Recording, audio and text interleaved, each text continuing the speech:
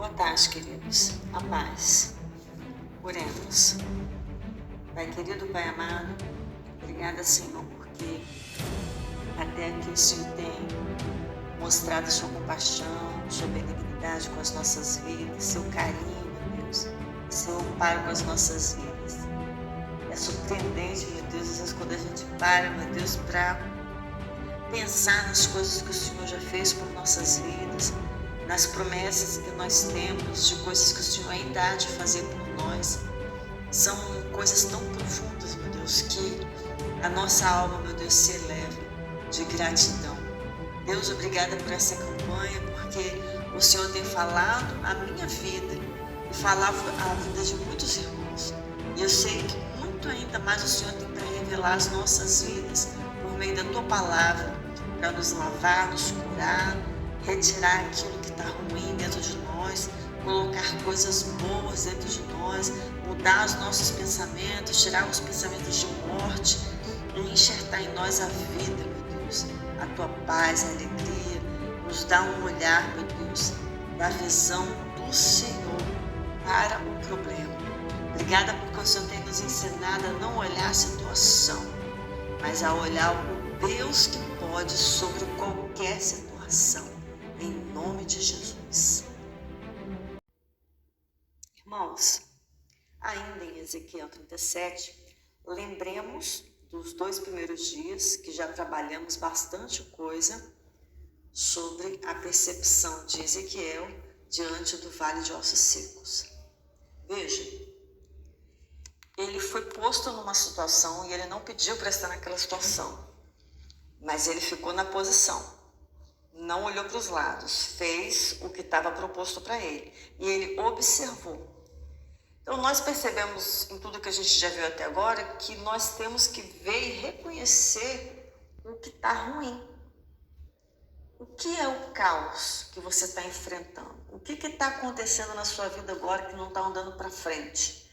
Então você tem que fazer um reconhecimento de campo, como Ezequiel fez. E depois você tem que perceber que algumas situações, elas perduram por tanto tempo que às vezes até a gente perde a nossa identidade. Você vê o povo de Israel no cativeiro, no Egito, Deus teve que levantar Moisés, sendo criado por Faraó, fora da escravidão, porque a mentalidade do povo era de escravo. A de Moisés era de homem livre. Porque se Deus não tivesse levantado um homem livre, sem a mentalidade de escravidão, de sujeição, de aceitação daquela condição, eles não iam conseguir sair do cativeiro. Porque a luta, quando demora muito, a pessoa já se acostuma àquela situação e já acha que aquilo é normal, que aquilo já é comum, que as pessoas, é normal ter o sofrimento, é normal viver nessa situação, é normal ter afronta no casamento, é normal ser pisada pelo marido ou pela esposa, é normal padecer algumas situações, e não é normal, mas essa era a mentalidade do povo que era escravo, tanto que Deus levantou Moisés numa educação de homem livre para poder, com a mentalidade de liberdade, libertar quem está no cativeiro. Então Ezequiel, como profeta do Senhor, também tinha essa mentalidade de homem livre.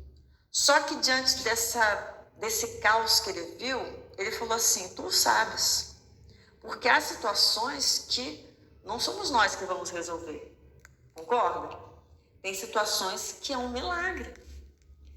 E a ressuscitação daquele exército, naquela visão, naquele vale de ossos secos, que significava o povo de Israel, que por tanto tempo está em cativeiro, estava com a esperança destroçada, totalmente tinham perdido a sua identidade como ser humano, como povo livre, como povo que era detentor de promessas de salvação e de vida e de prosperidade por Deus, desde no passado, dos seus antepassados, mas eles tinham sido tão massacrados que tinham perdido a identidade.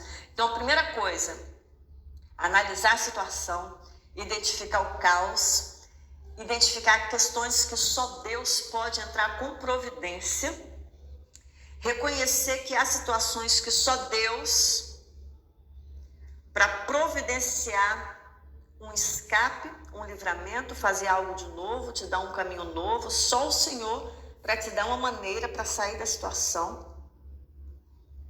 Depois, resgatar a sua identidade, que você vai resgatar no Senhor, porque o Senhor deu uma semente para cada um e um tempo determinado para cada um, para executar a sua parte aqui na terra.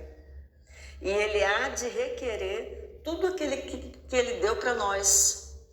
Então, temos feito o que Ele tem determinado? Você já nasceu com um propósito. Então, se você está em dívida, está em débito com o Senhor, está na hora de você reavaliar a sua vida, pedir ajuda ao Espírito Santo de Deus, para você ver o que está faltando. O que você não conseguiu cumprir? O que está ainda agarrando a sua vida de coisas que o Senhor te deu para que você pudesse estar cumprindo, até mesmo porque quando um peixe cumpre aquilo pela qual ele veio à existência, que é nadar na água, ele nada feliz.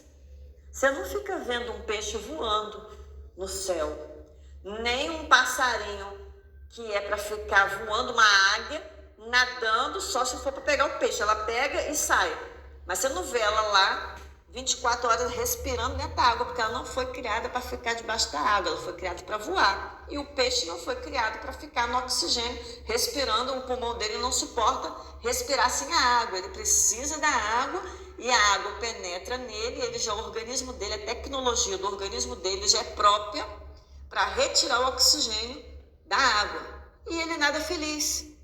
E a ave voa feliz, porque cada um está cumprindo o seu propósito. Então, se você não está conseguindo ser feliz dentro da realidade que você está vivendo hoje, significa que você não está cumprindo o seu propósito. Entendeu?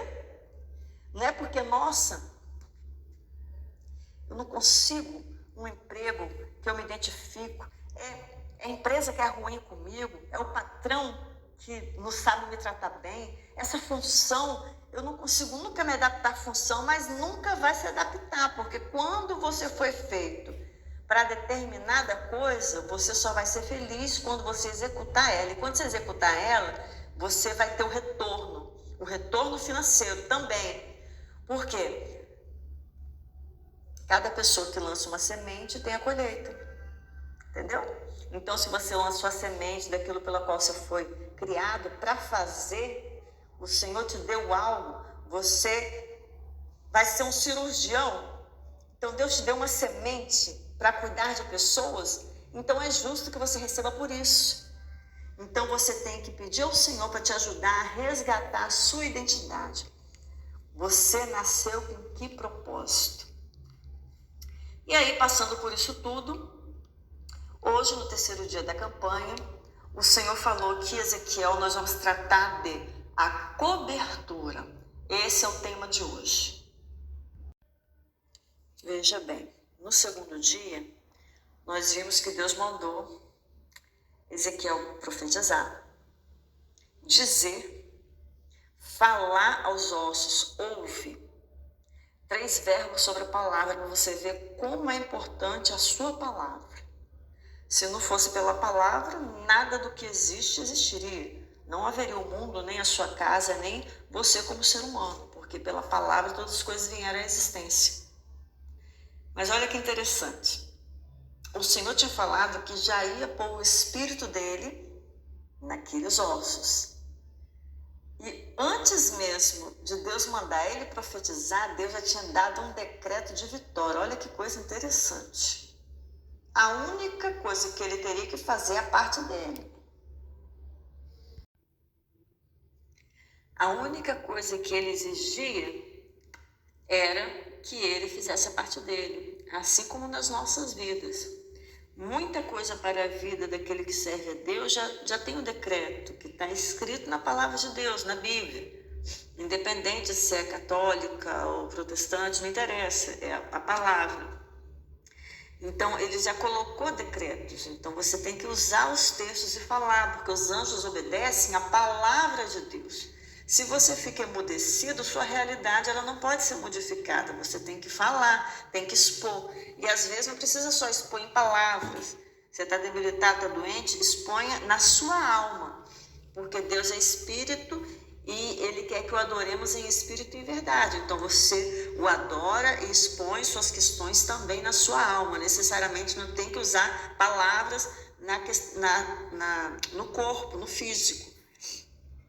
Por isso que Deus procura os verdadeiros adoradores, que o adorem em espírito e em verdade, porque ele procura pessoas que lhe são fiéis, procura aqueles que o reconhecem como pai, porque ele reconhece o que é filho, mas o filho tem que reconhecer ele como pai e estar sujeito a ser obediente a ele, né? Está sujeito à sua autoridade. Então aí Deus usa corpos, pessoas, mas pessoas disponíveis. Assim como os demônios usam corpos de pessoas que estão vazias, porque quem não serve a Deus serve a demônios. Isso é natural. Se a pessoa crê ou não, aí o problema é da pessoa. Mas ela, se não está cheia de Deus, ela é morada do adversário, entendeu? E ele não pede permissão para entrar, ele já entra e se instala. A gente, às vezes, até mesmo servindo a Deus, a gente passa algumas situações, e a gente vai estar vendo isso agora com o meu testemunho. Então, que dirá quem está no mundo mesmo e não quer compromisso com o Senhor, é morada de anjos decaídos. E aí o adversário faz o que quiser da vida da pessoa. Mas aquele que está debaixo da autoridade do Pai, o adversário não pode fazer o que quiser.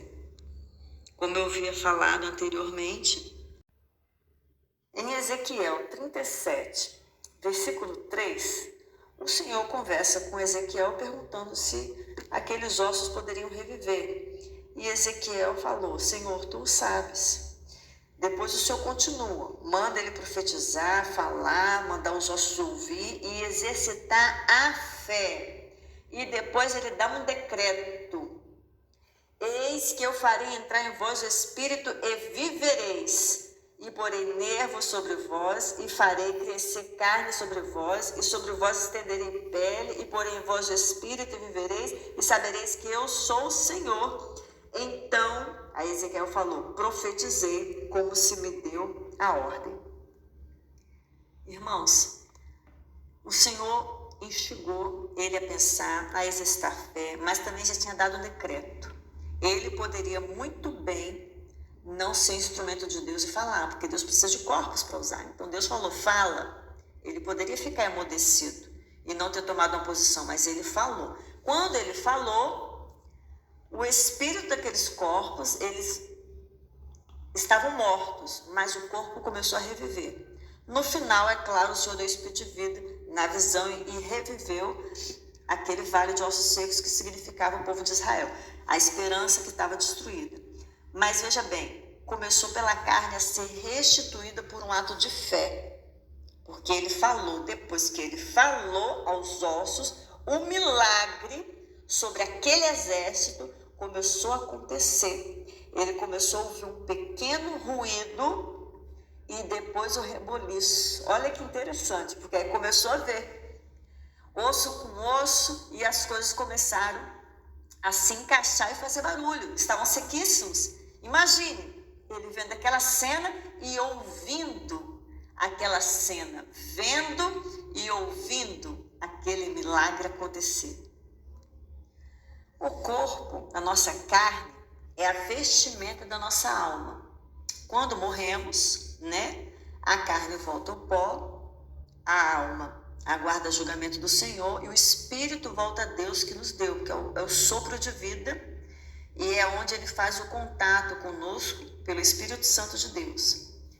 Mas veja que interessante, primeiro ele ressuscitou a questão física, porque aonde que a alma, o Espírito de vida ia entrar naquele exército? Vamos chegar lá. Vamos ir para o começo de tudo, em Gênesis. Em Gênesis, Deus tinha formado todas as coisas. E no capítulo 2, versículo 25, depois de ter feito o homem e a mulher, olha que interessante o que está falando. E ambos estavam nus, o homem e a sua mulher, envergonhados. Olha que interessante. Aqui eles já eram formados, os corpos formados, mas eles estavam pelados, não se envergonhavam porque eles não percebiam que estavam nus. Eles estavam com seus olhos velados para isso, porque a glória de Deus os envolvia, eles não tinham essa consciência entre o que era pecado, porque eles não estavam em desobediência, eles estavam no altar. Então a inocência os cobria, assim como cobre crianças. Às vezes alguma criança que morre inocente, ela está salva. Assim como cobre loucos, que não têm noção do que estão fazendo, nasceram loucos, eles são inocentes. Então a glória de Deus, ela envolvia Adão e Eva, e eles não percebiam que estavam nus. Mas depois que eles tomam a decisão de desobedecer a Deus, porque, irmão, não foi nada enganado, nem tão rápido não, viu? Porque Eva viu, se agradou da árvore, versículo 6.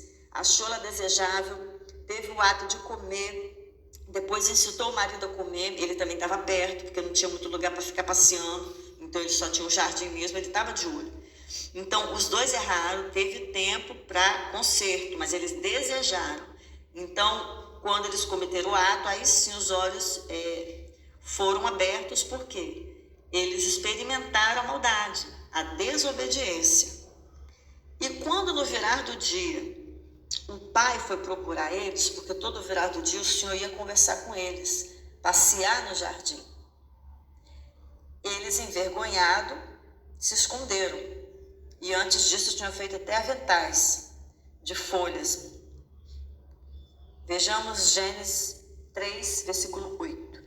E ouviram a voz do Senhor Deus, que passeava no jardim pela viração do dia, e esconderam-se Adão e sua mulher da presença do Senhor Deus, entre as árvores do jardim. E chamou o Senhor Deus Adão e disse-lhes: onde estás? E ele disse: ouvi a sua voz soar no jardim, e temi, porque estava nu, e escondi. E o Senhor falou: quem te mostrou que estavas nu? Comeste tu da árvore de que te ordenei que não comeste? Então, veja bem, ele descobriu que estava numa condição de nudez depois da desobediência. Não foi antes, porque a glória de Deus, ela cobria ele. Vejamos mais um texto. Em Êxodo, capítulo 34, versículo 29. E aconteceu que, descendo Moisés do monte Sinai, as 2 tábuas do testemunho estavam nas mãos de Moisés. Sim, quando desceu do monte, Moisés não sabia que a pele do seu rosto resplandecia, depois que falara com ele, no caso Deus. Olhando, pois, Arão e todos os filhos de Israel para Moisés, eis que a pele do seu rosto resplandecia, por isso temeram chegar-se a ele. Verso 35. Assim, pois, viam os filhos de Israel o rosto de Moisés, e que resplandecia a pele do seu rosto, e tornava Moisés a pôr o véu sobre o seu rosto. Cobertura. Cobertura é algo que Deus dá para a gente na questão espiritual, para suportar os embates da vida. Essa cobertura seria o que é falado em Efésios 6, de uma armadura, porque as pessoas ficam falando, a armadura é a gente colocar a armadura da fé, acordar e falar o texto de Efésios 6, do capacete da salvação, da couraça da justiça, da espada, e etc e tal, e acha que é simplesmente só falar. Não é.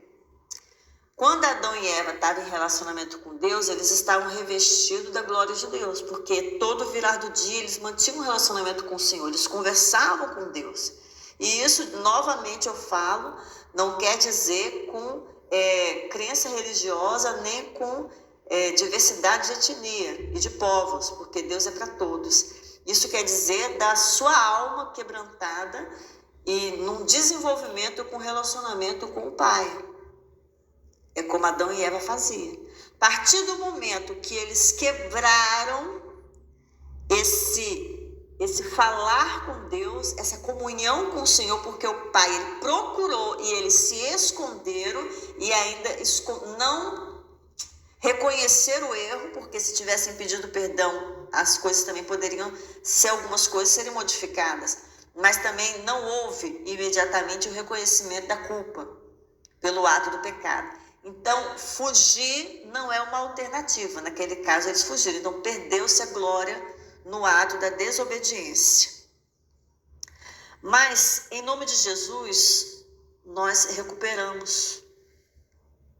É claro que agora é diferente, mas não vamos ver isso também aqui agora. Mas em Cristo, eis que tudo se faz novo.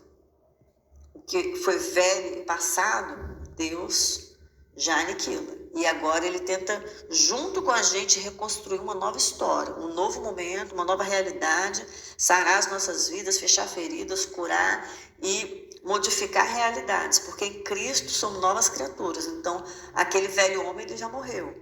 Mesmo que plantemos sementes ruins, a gente termina a colheita, mas a gente tem a ajuda do Senhor, entendeu? E a partir de Cristo a gente planta uma nova semente de vida, para ter uma colheita de vida. Mas assim como Adão e Eva, que vimos que tem a glória neles, e por isso que eles não percebiam que estavam nus, porque eles já estavam vestidos. É isso que eu quero que vocês entendam. É a vestimenta. Assim como a nossa alma tem a vestimenta que é a carne, como no vale de ossos secos, que o Senhor ressuscitou aqueles ossos, fez nascer pele, carvos, nervo, tutano, e depois pôs o espírito de vida.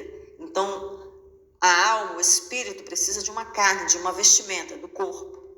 O nosso corpo também, ele precisa de uma vestimenta, e isso é espiritual. Quem vai nos dar a cobertura é o Pai. É Ele que nos reveste autoridade e poder. Quando a gente anda na rua, o demônio sabe que a gente tem Deus, porque a gente brilha.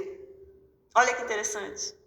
Como estamos revestidos, como a glória dele está sobre a nossa vida, até o nosso corpo é modificado.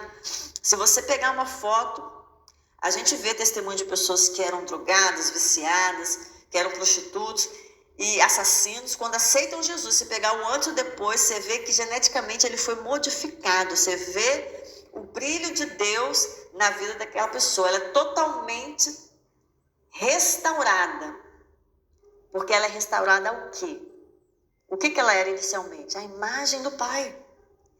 Então, quem é a imagem do Pai tem que ser a imagem dele. Então, tem que ser restaurado, porque no pecado a gente está destruído. Então, com Jesus, nós temos a nossa imagem restaurada.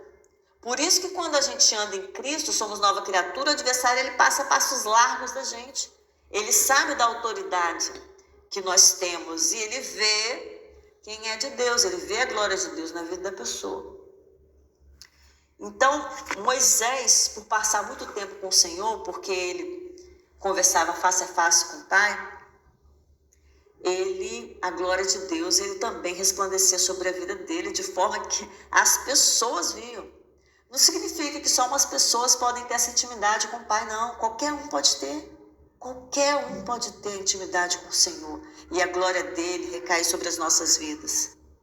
A questão toda é que o Pai está disponível. Mas o ser humano está sempre ocupado. Sempre tem uma desculpa. Então, como vai se encher da glória? O Senhor é santo. E Ele exige que nós também busquemos a santidade. Quem é santo, quem é limpo, limpe-se mais. Quem é sujo, suje-se mais. Apocalipse. Então, o Senhor exige de nós um padrão. Então, se a gente entra no padrão do Senhor, para a nossa própria proteção mesmo. Até mesmo para que as promessas dele se cumpram, ele não vai dar promessa dele de bênção, de bonança, de libertação para quem está nas trevas. Só quem se limpa, quem se coloca no altar, quem se coloca nas mãos do Pai. E aceita que o oleiro faça o trabalho dele e nos refaça de novo. Pega o barro, pega aquele vasinho que estava rachado, quebra, bota mais água, desfaz, tira as pedrinhas e refaz, conforme a vontade dele. E o processo dói. O processo dói, mas a gente precisa desse relacionamento para ter essa cobertura. Porque não adianta somente, irmãos, ter fé, executar a palavra, profetizar, fazer várias coisas, como a gente viu sobre o texto de Ezequiel, se a gente não manter a comunhão com o Senhor. Não nos revestirmos da sua glória, não ficarmos na posição e não perseverarmos. É um conjunto de ações para que você conquiste. Então, quanto mais buscamos, mais nós temos do Senhor e mais Ele tem prazer em se revelar e revelar coisas espirituais e físicas para as nossas vidas. Então, quanto mais a nossa alma está com o Senhor, além da nossa carne que é uma casa para a alma, né? É a cobertura dela. Nós temos também a cobertura do Senhor nas nossas vidas, que é a glória dele. Então, a glória dele enche tanto a alma que transparece para o corpo, que vai para o corpo, enche o corpo e a alma. Por isso que é visto. As pessoas percebem a glória de Deus e falam verdadeiramente, aquele é um homem, aquela é uma mulher de Deus. Você percebe aqueles que são de Deus. Fiquemos na posição, irmãos, e Deus endireitará o nosso caminho e estabelecerá a glória dele na nossa vida. E seremos testemunhas vivas de um Deus grande e poderoso que ainda opera maravilhas e milagres e ainda vai operar um avivamento nesse tempo que é promessa do Senhor para nos preparar para situações que há de vir sobre as nossas vidas, famílias, sobre o nosso país e o mundo, porque nós somos a geração que está vivendo acontecimentos revelados a João em Apocalipse. Oremos agora.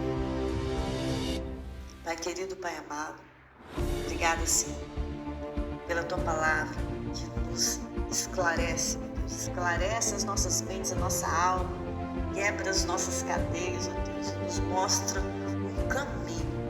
Eu te agradeço, coloco cada pessoa que está nesse propósito no Teu altar, Senhor.